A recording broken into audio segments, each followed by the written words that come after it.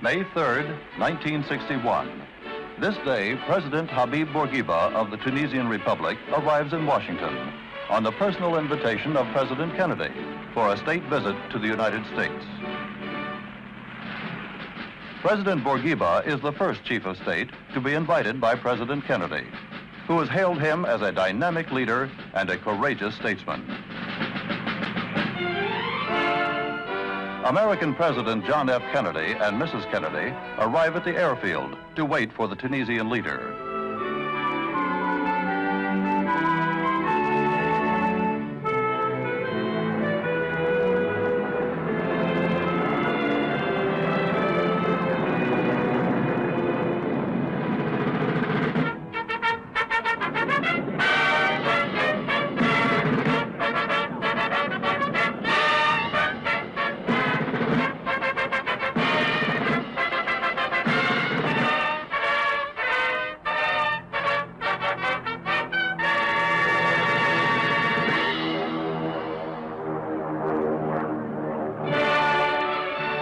First to welcome him are the American Chief of State and First Lady.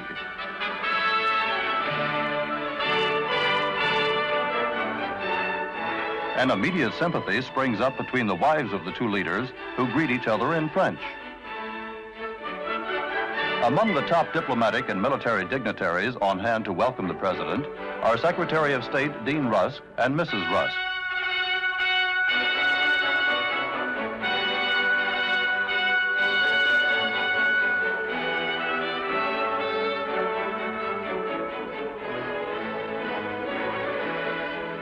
President Kennedy expresses the American people's welcome to a man who is a champion of freedom and who fought for his country's independence.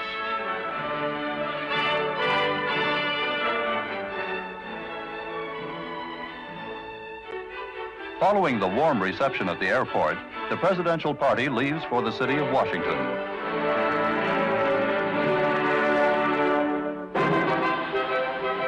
The streets are thronged by Americans cheering the African leader as a parade escorts him on his way.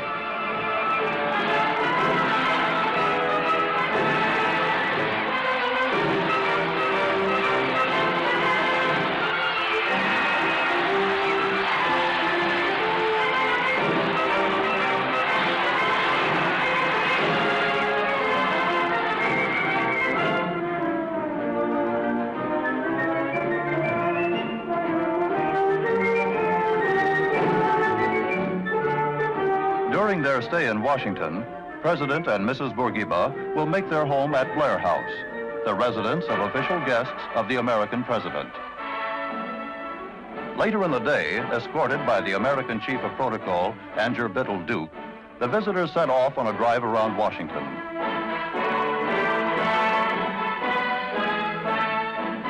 Their visit has come at an auspicious time. The American capital is at its scenic best in the month of May. The Jefferson Memorial interests the president.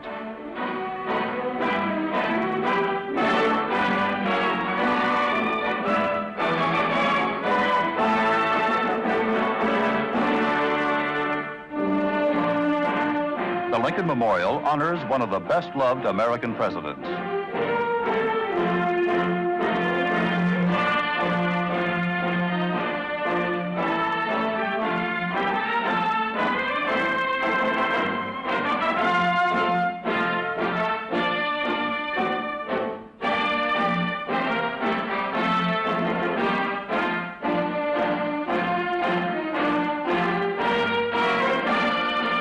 The Tunisian Chief of State arrives to pay his respects to the memory of Abraham Lincoln, whose work and life, he stated, have greatly inspired his own.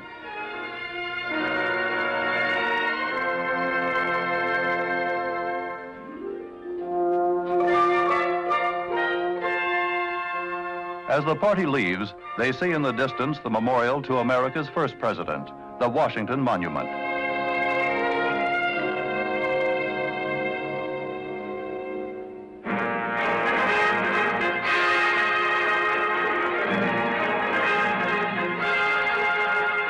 That evening, President and Mrs. Kennedy hold an official dinner in honor of President Bourguiba at the White House. Leaders of official Washington are present. The splendor of the occasion is recorded by cameramen of many nations.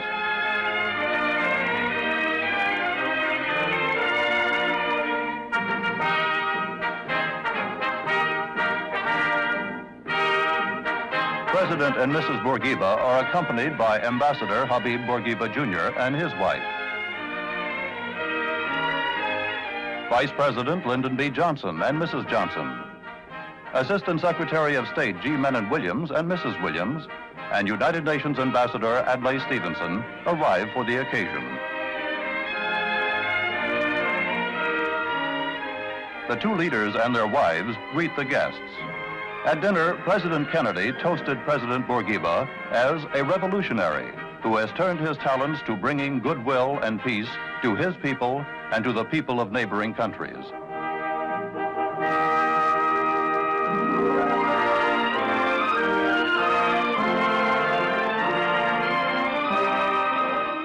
As a tribute to the visiting Chief of State, the American Congress convenes in a joint session. Responding to their invitation, President Bourguiba will address the Senate and the House of Representatives.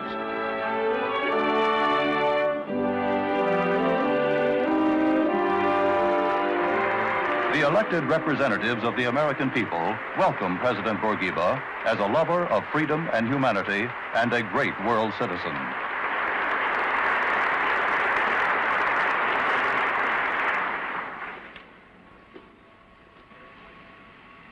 Honorables membres du Congrès,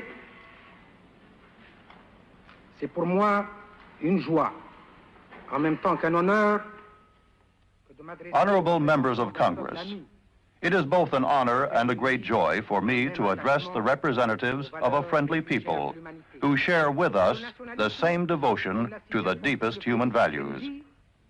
The primary quest of nationalism, as President Kennedy has so well understood it, is essentially liberation from the degrading subjugation of man to man and of people to people. Nous n'avons jamais hésité, en ce qui nous concerne, à souligner à l'adresse du monde occidental. We have never hesitated to point out to the Western world the harm it has done itself by compromising with its own principles in order to avoid giving offense to some of its members. It is therefore a real source of satisfaction to us to see the United States of America return to its traditional policy of anti-colonialism and support for the principle of self-determination and independence for all people.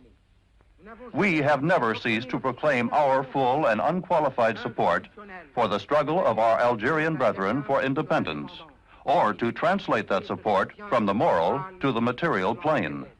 Puissent les peuples tunisiens et américains affronter un avenir. May the Tunisian and American peoples look forward to a future in which these links will be even stronger, based as they are on understanding, respect, and affection. These excerpts, and indeed the entire speech, met with a warm response. The Washington headquarters of the American Federation of Labor, Congress of Industrial Organizations. President Bourguiba renews an old acquaintance as he is warmly greeted by George Meany, president of the AFL-CIO. Mr. Meany shows President Bourguiba a mosaic bearing the motto, "Labor is life," at the building's entrance. The president inscribes his good wishes in the guest book. George Meany of the AFL-CIO and his guest have been friends since the Tunisian leader attended an international labor conference in San Francisco in 1951.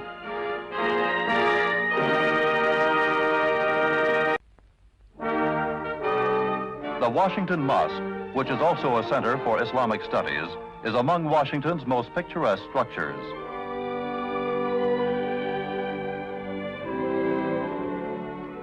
President Bourguiba is greeted by ambassadors to the United States from Islamic countries.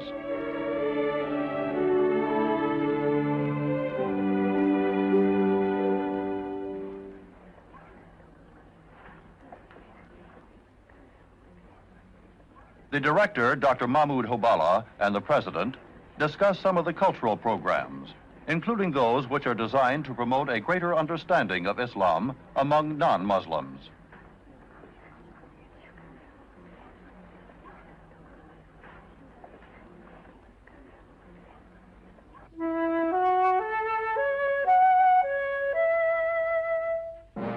At the National Press Club, American and international journalists gather to hear a talk by President Bourguiba. The welcome is tumultuous. In the words of one reporter, "We are happy to see you. As always, you bring us good fortune."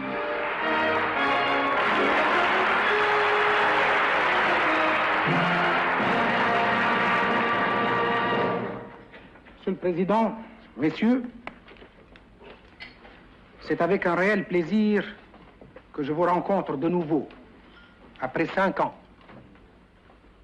et que je salue en vous les représentants. It is a real pleasure to meet you again after 5 years, and to salute you as the representatives of the American press, and even of the non-American press.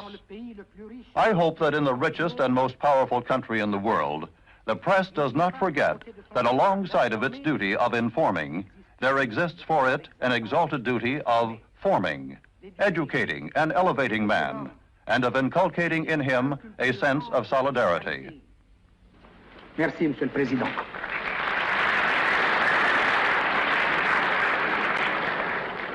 The Zoological Gardens is the home of a pair of Tunisian gazelles, presented in 1958 by President and Mrs. Bourguiba.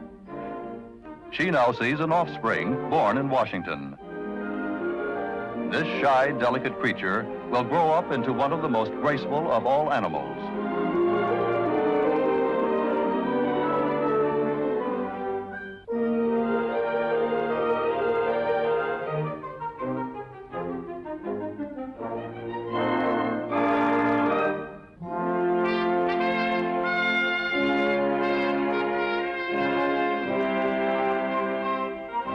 At the White House, President Bourguiba and President Kennedy have an exchange of views on a broad range of subjects.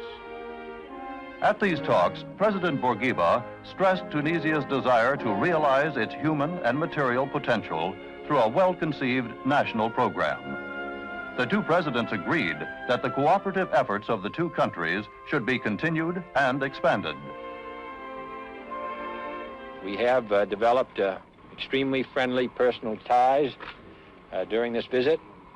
I've admired him for a great many years, and I must say that he leaves Washington with the sure knowledge that he holds a memorable place in the hearts of all Americans who value fortitude, perseverance, and vision. Je suis très fier des paroles aimables et affectueuses de Monsieur le Président Kennedy. Nous avons combattu pour la liberté.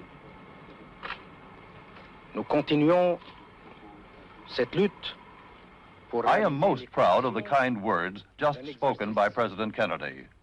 We have fought for liberty, and we continue the struggle to obtain the conditions for the full exercise of that freedom.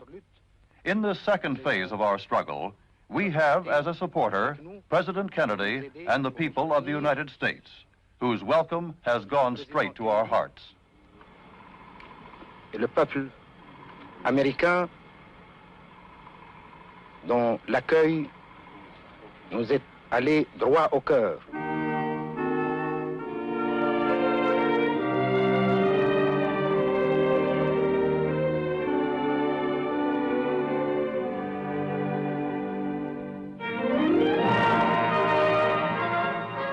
That night, the Hotel Mayflower is the scene of a dinner given by President and Mrs. Bourguiba in honor of President and Mrs. Kennedy.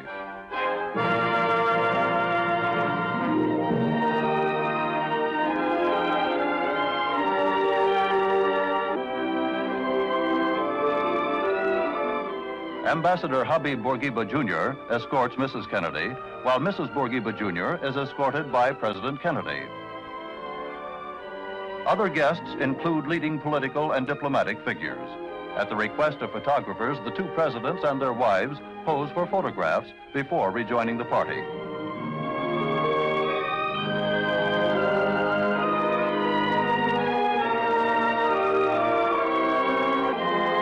This is the eve of President and Mrs. Bourguiba's departure from the nation's capital. New York City showers its welcome on the Tunisian president in the form of confetti and ticker tape, a traditional greeting reserved for the most esteemed visitors. 200,000 New Yorkers line the streets and lean out of buildings to cheer President Bourguiba.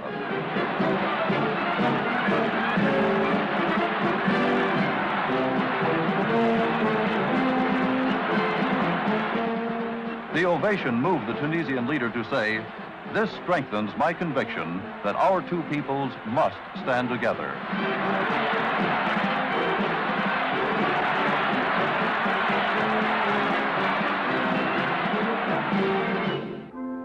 After the parade, to the Tunisian Trade Office in one of New York's most fashionable areas. A deep interest in how his country's export products are displayed and presented in the United States led President Bourguiba to come and see for himself.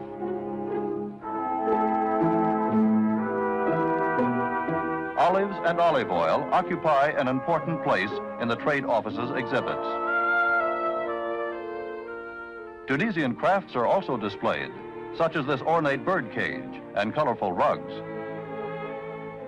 Passers-by show their interest in the Tunisian chief of state and wait for a chance to meet him.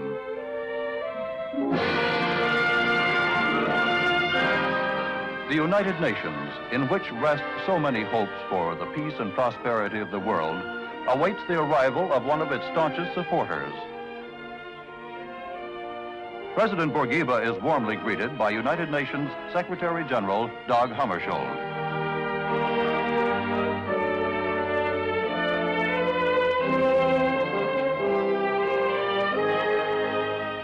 The visitor is about to unveil an archaeological treasure, a gift of Tunisia to the United Nations.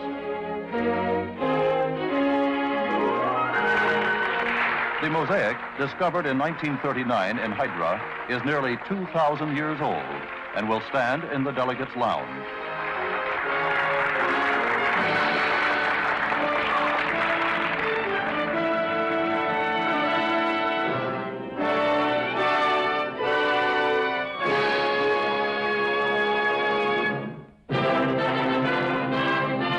In a specially arranged meeting with envoys of African and Asian countries, President Bourguiba expressed his hope for African unity, but stated that it would have to be based on a realistic awareness of the diversity among African nations and peoples.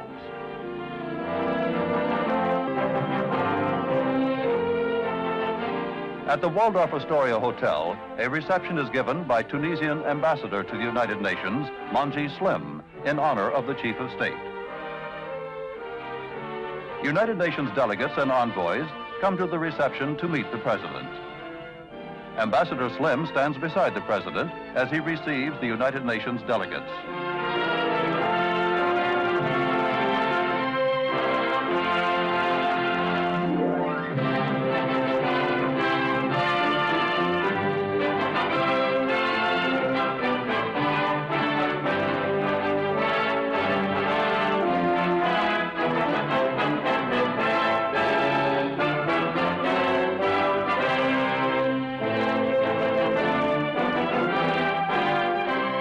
As he concludes his visit, President Bourguiba has this to say. J'ai été très touché par la chaleur de l'accueil que j'ai rencontré aussi bien à Washington qu'à New York, partout où j'ai passé. I have been very touched by the warmth of the welcome which I have encountered in Washington as well as in New York, everywhere I have gone, which proves to me that the American people feel the greatest friendship for the Tunisian people, a source among the Tunisian people of a great pride. I hope that the future reinforces that friendship and that we will be strong enough to withstand the vicissitudes of destiny.